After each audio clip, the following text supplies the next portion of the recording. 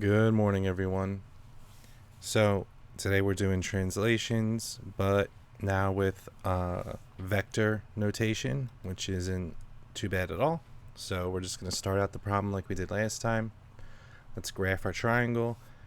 STU, S is the point -4, comma 2. So, to the left 4, 1, 2, 3, 4, and then up 2, like that. T is 5, -1. So 1, 2, 3, 4, 5, and then down 1. And then U is -2, -2. So right there. All right, U, this was S, and this was T. All right, let's connect the vertices just so we have a clear picture of what's going on. There's our triangle. Okay, so you don't really have to do it like this, but just to kind of show you where the vectors are coming from,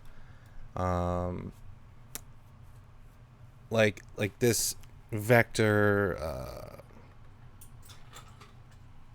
here. That's our vector we're moving the shape by. So what this really means is we're going to move the shape one space left and then 5 spaces down. So the number on the left is it's like your horizontal component. It's telling you whether you're moving it to the left or right, depending on its positive or negative. If it was positive, we would be moving it to the right. And then the second number, that -5, represents your vertical component. So if it was positive, we would be moving it up. But since it's -5, we're moving it 5 spaces down. So I'm going to draw the vectors out in purple. That looks like is like at S. Here's my vector. 1 space to the left, and then 1, 2, 3, 4, 5 spaces down, like that.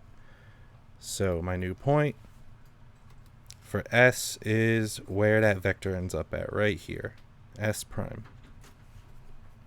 And we just do that with the two other vertices. So 1 space to the left, 1, 2, 3, 4, 5 spaces down.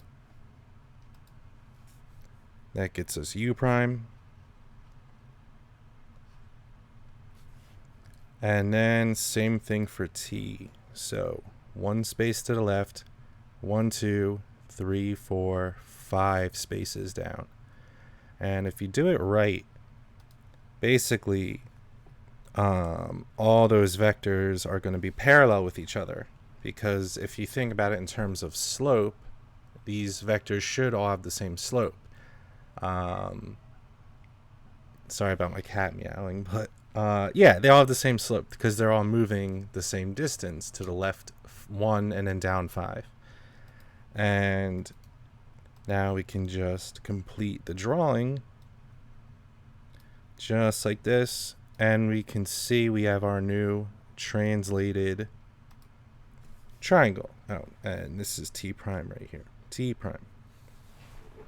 And that's it. That's basically how I can think of it in terms of like a vector notation. It's really not different at all. It's basically the same thing as if I said, okay, take your coordinate x, y, and it becomes x -1, comma, y -5. That would be the rule in that coordinate notation. But it's just telling it to us in a different way with vector notation instead. That's all. That's the only difference.